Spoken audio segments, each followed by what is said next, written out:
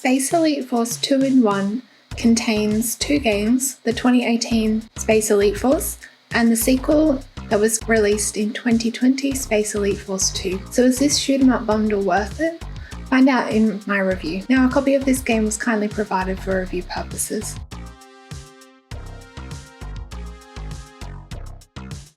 Visually, both games have a 16-bit pixel art style. The colours are vibrant and nothing gets muddled or lost on screen. So you can always clearly tell which is your ship and which are the enemy's ship, and also you can clearly distinguish where the firing's coming from. There are other obstacles on occasion, such as asteroids, which you also can clearly differentiate from the background.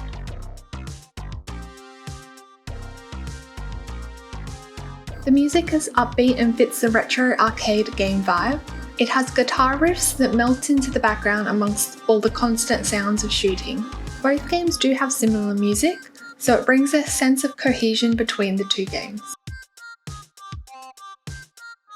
Both games are horizontal scrolling shoot 'em ups. Enemies swoop in from the right hand side of the screen and occasionally from above, below and behind. This is always accompanied with an exclamation mark, so you know where the enemy will appear. Enemies drop coins and on occasions a booster item such as a shield. When you get to the end of each stage, you will face a boss.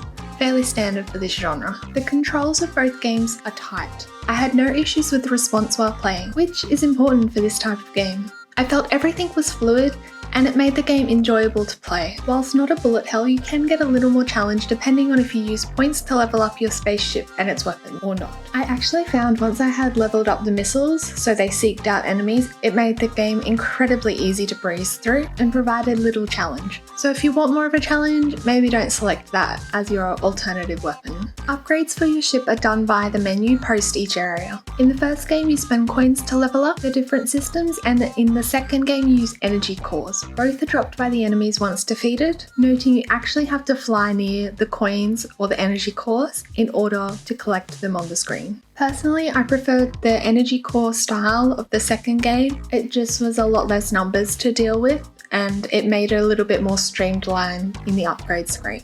Both games also support local co-op, which is easy to set up and always adds to the fun of playing the game. Now to the differences between the games included. In Space Elite Force 2, the graphics have been enhanced, the number of playable levels has doubled, and you get an extra primary and secondary weapon to try out. During these levels, there are also occasional obstacles to avoid, such as the asteroids mentioned earlier, and a few mounted guns. Finally, you also get a special weapon, which you can use in Space Elite Force 2. Both games also have normal and hard modes, as well as an endless mode in which you can continuously play the game until you are defeated. To summarise, Space Elite Force 2-in-1 will provide you with a couple of hours of old school arcade shoot 'em up goodness. However, with the overpowered missiles and lack of replayability, it is a really hard game for me to recommend. And with that, we reach the end of my review. I wanted to say a special thank you to everybody for supporting my channel. We've hit 100 subscribers in just a couple of months,